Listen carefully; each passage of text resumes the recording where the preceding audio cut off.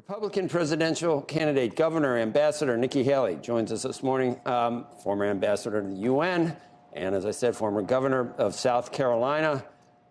You were here not too long ago on set, so each point in time gets more interesting to have you on, and we appreciate you being on set to talk about all these things. Oh, it's always fun to hang out with you guys. And so, you know, look, we have a job to do. We're keeping our head down. We're staying disciplined, but the momentum is real.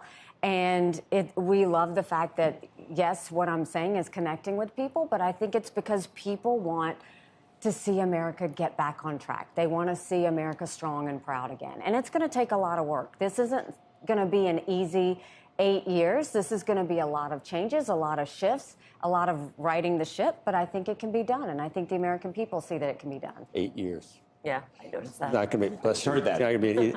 So I told my wife I wouldn't do this, but she has an addendum to your Margaret Thatcher quote. If you want something said, ask a man. If you want something done, ask a woman, or ask a woman to tell the man to do something. In my case, is that, can we add that addendum, or that still gives a man too much? You know, the interesting thing, when I was younger, you'll appreciate this. When I was younger, I never saw women leaders.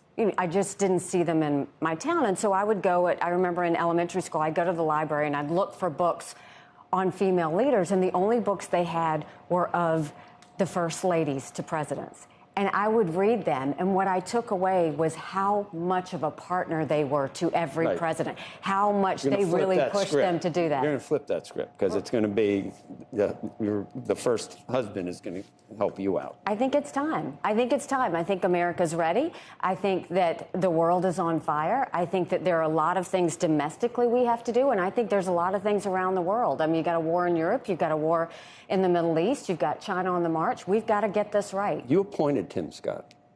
I did, yes. So he's gone. So, but Ambassador, you add Tim Scott's numbers in, add a couple other people's numbers in.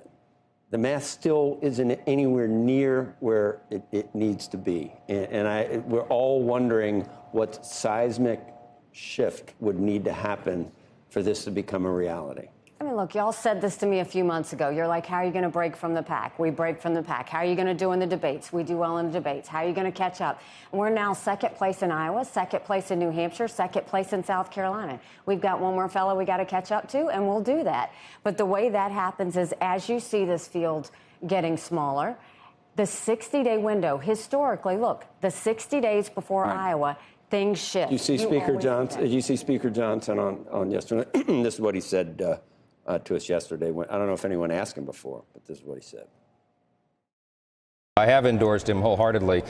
Look, I was one of the closest allies that President Trump had in Congress. He had a phenomenal first term. Those first 2 years, as you all know, we brought about the greatest economic numbers in the history of the world, not just the country, because his policies worked. And I'm all in for President Trump. I expect he'll be our nominee. Yeah, and he's going to win it, and we have to make Biden a one-term president. So just to drill down on that, then we talked about character, and we talked about his actions after losing the election. And, you know, these are all good points. My question to the speaker was, if he knew he lost, and he still, you know, the reporting this week was that he said, I'm staying. He told that to Sidney Pound, some other people, attorneys in Georgia. I'm staying regardless of what happens. If he knew he lost and he says, I'm staying, that would be disqualifying. That would be, I don't know what you'd call that. But Speaker Johnson was able to say, I can do it because I believe in his heart that he thought he had won and he had been cheated. Do you think his actions were disqualifying? I think that people have vetted this enough. I think at the end of the day, only Donald Trump knows what he thought or what happened. But I think what we have to look at is, you know, I think a lot of his policies were good. We all benefited from that. I do think he was the right president at the right time. I don't think he's the right president going forward. Why? Think about it. Chaos follows him. Everywhere he goes, chaos follows him. And in a time where we need to start getting our act together, do we really want to go that route? I don't think we do. I don't think the American people do. And I think when it comes down to it, the one thing that Republicans care about, they don't want to see a President Kamala Harris. And, you know, everybody was showing the polls of how, you know, Trump beats Biden in the swing states by 3 or 4 points. I was in that exact same poll.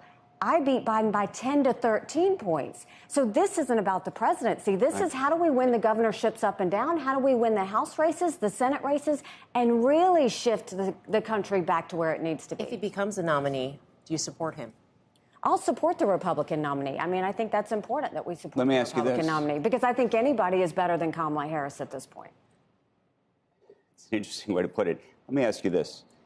If, in fact, he becomes the nominee and he calls you up and says, I want you to be my vice president, would you do that? I don't play for second. I've never played for second. I'm not going to start now. But would you take that position? I'm not playing for second. I'm not going to do it. I am running because this country is in trouble.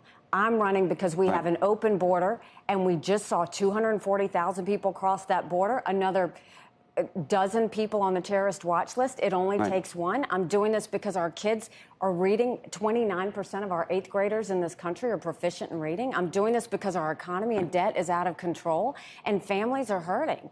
I am doing this because I don't trust anybody But the else. reason I ask you the question is you have been, I think, tell me if you think this is fair, you have actually had a very positive message in your campaign. You have not actually been super critical to some extent of former President Trump, but not the way, for example, Chris Christie has. You haven't really sort of taken on some of his character issues or the legal issues or moral issues. And the reason I asked you whether you would accept being his vice president is because I just wonder whether that is a calculated view about. She doesn't have to answer you because she's not playing for second. I understand. I understand, and I understand it may be a calculated view also because there is obviously a population that wants to vote for President Trump because he clearly But you can glean is from, you can number glean one right from now. her saying that I will support the Republican nominee that she's passed some of. No, and it's offensive every time somebody says, or she's playing for vice president. Right. No, I'm not. I'm What playing about- to be, I'm fighting to be president.